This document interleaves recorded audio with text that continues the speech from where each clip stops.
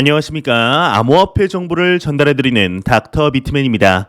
평일의 절반, 수요일도 슬슬 마무리되고 있습니다. 어떻게 오늘 하루 잘 보내셨나요? 현재 파이넥스 거래소와 협업을 하여 이벤트를 진행 중에 있습니다. 다가오는 3월 28일까지 10달러, 15달러 상당의 XRP를 지급하는 이벤트를 하고 있는데요. 매일 XRP 당첨자 발표와 더불어서 치킨 기프티콘과 아메리카노 기프티콘을 증정하는 이벤트를 진행 중에 있습니다. 자세한 이벤트 사항은 현재 오른쪽 화면 상단에 나오는 카드를 클릭하셔서 확인 후 많은 참여 부탁드립니다.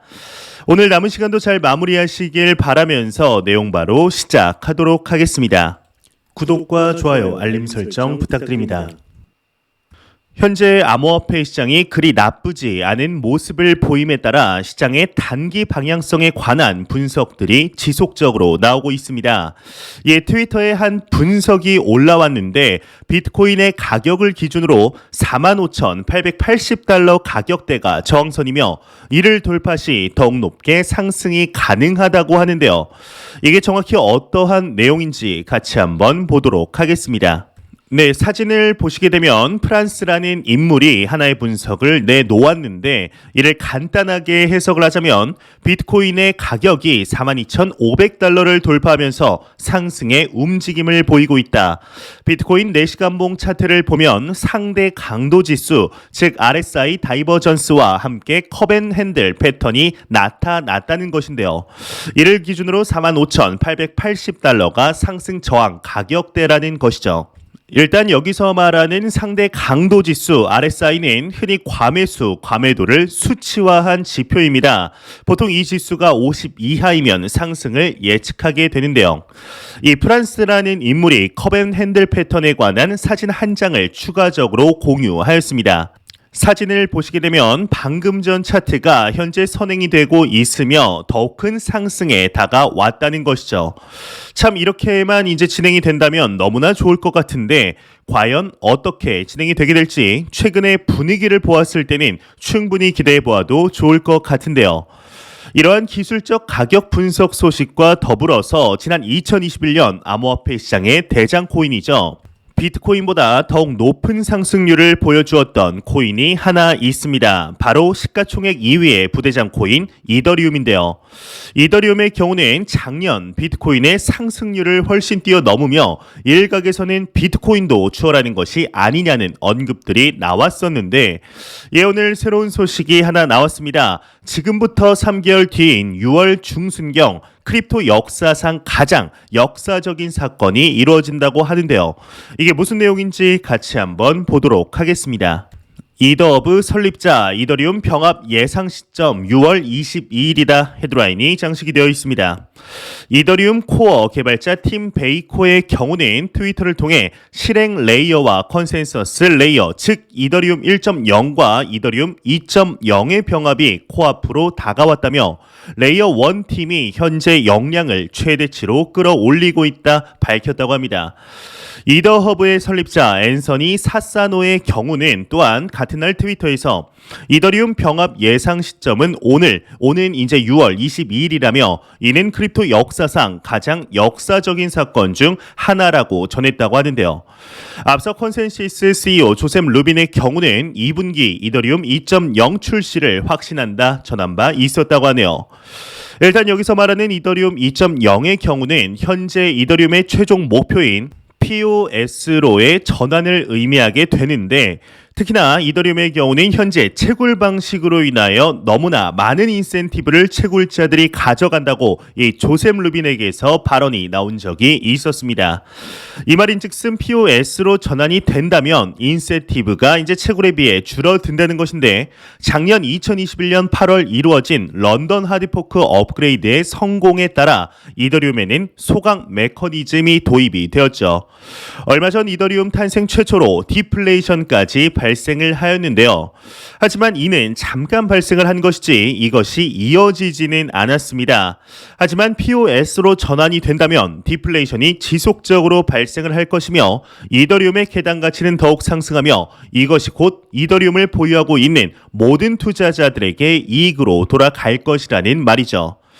오늘 아침 또한 영상을 통하여 이제 이더리움이 POS로의 전환 기대감이 올라감에 따라 하반기 본격 상승할 전망이라는 내용을 공유하였었는데 아니땐 굴뚝에 연기가 나는 법이 없죠. 과연 6월 22일 기사에서 나온 대로 암호화폐 시장 역사상 가장 큰 사건이 발생을 하게 될지 이에 따라 이더리움이 작년과 같은 퍼포먼스를 보여줄 수 있을지 지켜보도록 하겠습니다. 이러한 소식과 더불어서 가볍게 보고 넘어갈 만한 소식이 한 가지 나왔습니다. 작년 암호화폐 시장이 널리 알려짐에 따라 글로벌 스포츠 그룹과 암호화폐 기업 간의 파트너십 소식들은 지속적으로 나오게 되었습니다. 이 칠리즈의 경우에는 아르헨티나 축구 국가대표팀과 이제 파트너십을 체결할 뿐만 아니라 아예 이름까지 아르헨티나 일부 리그 명칭을 소시오스닷컴 토너먼트로 변경을 하였는데요. 이 리그 이름까지 바꾼 칠리즈보다 더욱 많은 행보를 보여준 기업이 있습니다. 아마 제 영상을 보셨던 분들에게는 스테이킹으로 익숙한 암호화폐 거래소이죠. 이 크립토닷컴 거래소인데요. 이 크립토닷컴의 경우는 글로벌 격투기 단체인 UFC와 이제 파트너십을 맺을 뿐만 아니라 이 할리우드 스타인 맷 데이먼을 광고 모델로 발탁하며 LA의 명물이라고 불리우는 스테이플스 센터의 이름을 크립토닷컴 아레나로 이제 바꾸기까지 합니다. 이외에도 셀 수 없이 많은 파트너십을 맺게 되는데 이에 오늘은 남자분들이라면 모를 수가 없는 축구단체이죠. 이 피파의 스폰서로 활동할 예정이라고 합니다. 자세한 내용 함께 보도록 하겠습니다. FT 크립토닷컴 피파 월드컵 스폰서 활동 예정이다 헤드라인이 장식이 되어 있습니다. 영국 일간지 파이낸셜 타임즈에 따르면 크립토닷컴이 국제축구연맹 월드컵 스폰서로 활동하게 된다고 합니다. 기간된 구체적인 내용은 공개되지 않았는데 이 미디어는 수요일에 공식 발표될 것으로 예상된다며 이 축구와 암호화폐 간의 관계가 성숙해졌음을 보여주는 사례라고 평가했다고 하네요. 현재 글로벌 연맹, 단체 기업들과 암호화폐 기업 간의 파트너십 소식들이 지속적으로 나오고 있습니다. 이러한 파트너십의 경우는 기업들에게는 혁신적인 기업이다, 이 트렌드에 뒤처지지 않는 단체이다라는 이미지를 주며 암호화폐 기업들에게는 홍보의 효과를, 투자자분들에게는 비트코인을 널리 알릴 수 있는 효과를 가져다 주게 되는데요. 이러한 소식들이 대한민국에서도 빗썸이나 업비트와 같은 거래소들과 기업 간의 파트너십 소식을 볼 수 있기를 기대해 보겠습니다.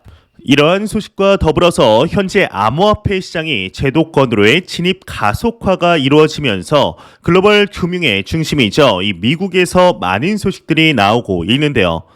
현재 미국의 마이애미를 비롯한 뉴욕시 그리고 테네시주 잭슨시 등 많은 지역들에서 비트코인을 받아들이려는 움직임들이 포착되고 있습니다. 예, 오늘은 개인적으로 이 주는 처음 본 것 같은데 이 플로리다의 주지사에게서 암호화폐 관련 언급이 나왔다고 합니다.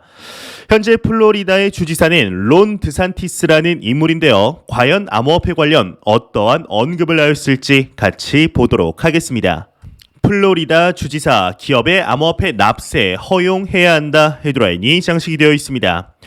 블룸버그 통신에 따르면 플로리다 주지사 론 드산티스의 경우는 기업의 암호화폐를 이용한 납세를 허용해야 한다 말했다고 합니다. 그는 기업이 암호화폐로 세금을 납부하고자 하는 경우 이를 지원할 수 있도록 방법을 모색하고 있다며 중앙에서 무엇인가를 통제할 때 리스크가 발생한다고 생각한다. 우리는 미지의 영역에 있기를 원한다고 전했다고 하네요. 이 플로리다의 경우는 작년이죠. 2021년 12월 당시 주 예산안을 발표하였는데 여기에 암호화폐가 포함되어 있어 상당한 화제가 되었었습니다.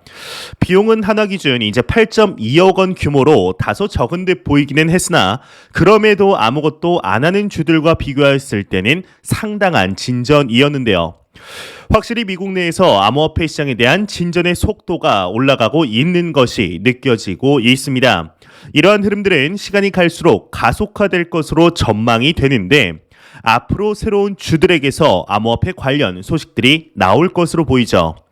어제는 뉴욕 의회에서 비트코인의 채굴을 금지하는 방안을 추진한다는 소식이 나왔었지만 이에 대해서는 그리 큰 걱정은 안 해도 될 것으로 보이고 있습니다. 지금의 분위기 속 만약 시대의 흐름 속에 채굴을 금지한다면 뒤처질 분위기 때문이죠. 항상 말씀드리지만 현재 우리가 투자하고 있는 암호화폐 시장은 이 단순 코인에 투자를 하는 것이 아닙니다. 금융의 변혁이자 핀테크의 혁명에 투자를 하는 중에 있는 것이죠. 이러한 흐름들은 어떠한 개인이 막을 수 없으며 어떠한 단체, 어떠한 국가가 막을 수 있는 것이 아닙니다. 단순한 가치가 없는 코인이 아니라는 것을 명확하게 인지하시어 단기적인 시각이 아닌 장기적인 시각으로 시장의 단순 가격 변동성이 아닌 내재 가치를 보며 시장의 확장에 투자를 진행하시길 진심으로 바라보겠습니다. 이러한 소식과 더불어서 참 이례적으로 시카고 연방은행에서 보고서를 발간하였는데 이 보고서에 암호화폐에 관한 언급이 나왔다고 합니다. 이 코인 한 개만 고르는 노력이 무의미하다고 하는데 과연 이게 무슨 내용일지 같이 한번 보도록 하겠습니다. 시카고 연은 암호화폐 상호 연결성이 높다. 한 개만 고르는 노력은 무의미하다. 헤드라인이 장식이 되어 있습니다. 블룸버그 통신에 따르면 시카고 연방은행이 보고서를 발표 수천 개의 암호화폐 중 한 개를 고르려는 노력이 의미 없는 행동일 수 있다 전했다고 합니다. 이 시카고 연방은행은 암호화폐 시장은 상호 연결되어 있다. 암호화폐 시장의 상호 연결성 지수 범위는 86에서 97% 사이라며 암호화폐 가격은 비슷한 방향으로 움직이는 경향이 있으며 전체적으로 충격에 민감하다 때문에 리스크 관리가 매우 어렵다고 설명을 했다고 하는데요. 추가적으로 다만 가격 변동 요인에는 단일 암호화폐의 특성도 분명 포함된다라고 덧붙였다고 하네요. 이를 간단히 말해서 이제 모든 암호화폐가 비트코인이 상승하면 다 상승하고 하락하면 모두 다 하락한다. 하지만 코인 개개인의 특성이 조금은 반영된다라는 말인데요. 이 말에 또 무조건적인 부정을 하기는 힘든 것이 사실입니다. 실제로 봐도 그렇죠. 아직까지는 시장이 완전하게 성숙하지는 못했다라고 이야기를 하고 있는 것인데 이러한 것들은 암호화폐 시장에 오래 투자한 분들의 경우는 경험적으로 더욱 잘 알고 계실 것입니다. 암호화폐 시장의 트렌드가 워낙 빠르게 바뀌다 보니 메이저 탑10 코인도 흔히 물갈이라고 하죠. 빠르게 되는 편인데요. 그렇기 때문에 오래 투자하면 투자할수록 자연스럽게 비중이 비트코인과 이더리움으로 몰릴 수밖에 없게 됩니다. 3에서 4년 정도 암호화폐 시장에 투자하신 분들이 이 영상을 보고 계시다면 공감하시지 않으실까 싶은데 저 또한 물론 비트코인과 이더리움의 비중이 가장 높은 편이죠. 현재 암호화폐 시장에 투자한 지 얼마 안 되신 분들의 경우는 알트코인에만 투자되어 있는 경우가 상당히 많습니다. 특히 디파이, NFT, 메타버스, 웹 3.0 코인들의 높은 비중이 되어 있는 것을 확인할 수가 있겠는데요. 이러한 포트폴리오 또한 괜찮지만 그래도 어느 정도는 비트코인과 이더리움에 투자를 하는 편이 리스크 관리 측면에서 유리하지 않을까 하는 생각이 드네요. 안 보고 가면 섭섭하겠죠. 마지막 크립토 공포 탐욕지수입니다. 전날 대비 5포인트 상승한 31포인트를 기록하였지만 여전히 공포 단계를 유지하고 있습니다. 이 지수는 0이면 공포, 100이면 낙관을 의미하게 되는데요. 요 며칠 암호화폐 시장의 흐름이 나쁘지 않은 상태를 유지하고 있습니다. 물론 전 고점이었던 68,000달러대와 비교한다면 답답한 가격대인 것은 부정할 수 없는 사실이지만 최근 많은 내용을 통해 명확하게 알 수 있는 사실이 있습니다. 바로 우리가 투자하고 있는 이 암호화폐 시장에 여러 거시 경제적인 문제들이 빛을 더욱 바라게 만들고 있으며 국제사회의 관심들이 몰리고 있다는 것이죠. 이 관심은 제도적으로 받아들이고 있으며 규제적으로 정비의 속도 또한 전례 없던 속도로 진행이 되고 있습니다. 이러한 시기에 단순 가격이 조금 하락을 했다고 해서 매도하고 시장을 떠나는 것은 너무나 안타까운 일이 아닐까 싶은데요. 진정한 위험은 조정장도 약세장도 아니다. 바로 시장에서의 퇴장이다. 라는 내용을 최근 읽고 있는 책에서 보았습니다.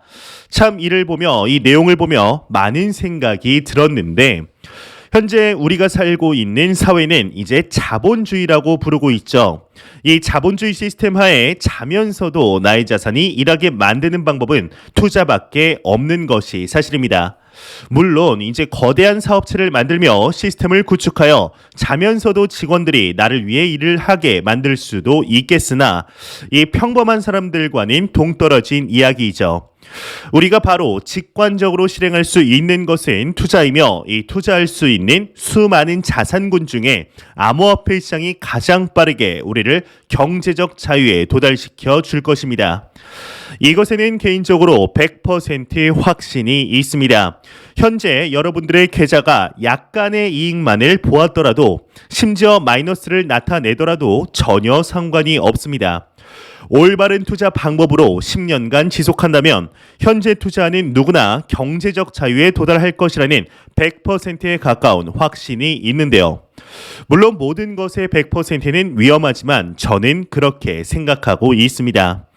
이 시간이 갈수록 명목상 화폐의 가치는 평가절하되고 있으며 놀랍게도 달러의 가치 또한 매년 10에서 15% 정도 가치가 하락하고 있습니다. 이러한 상황 속에 가장 큰 리스크는 현금을 들고 있는 것 또한 은행에 넣어두는 것인데요. 얼마 전 하나의 글을 보았는데 지난 20년간 S&P 500 지수에 매달 기가 막히게 저점을 찾아 투자한 투자자와 또 기가 막히게 또 고점만을 찾은 최악의 투자자 그리고 현금을 들고 있는 투자자 이제 3명을 분석한 내용이 있었습니다. 여기서 가장 막심한 손해를 보았던 인물은 과연 누구일까요? 제가 앞서 이러한 이야기를 하지 않았다면 고점만 찾은 최악의 투자자가 막심한 손해를 보았을 것 같지만 이 저점을 찾은 투자자와 고점을 찾은 투자자 사이에는 10에서 15% 정도의 수익률만 차이가 났을 뿐 이 현금을 들고 있던 투자자 대비 엄청난 수익을 보게 되었다라는 글을 본 적이 있습니다.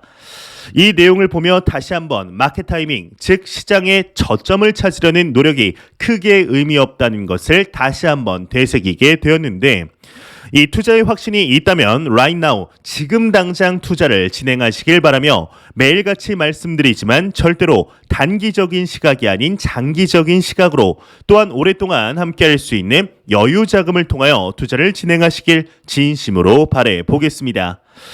제가 준비해온 소식은 여기까지입니다. 영상이 도움이 되셨다면 구독과 좋아요 그리고 광고 한 편만 처음부터 끝까지 시청 부탁드립니다. 이 채널은 오직 광고 수익으로 운영이 되게 됩니다.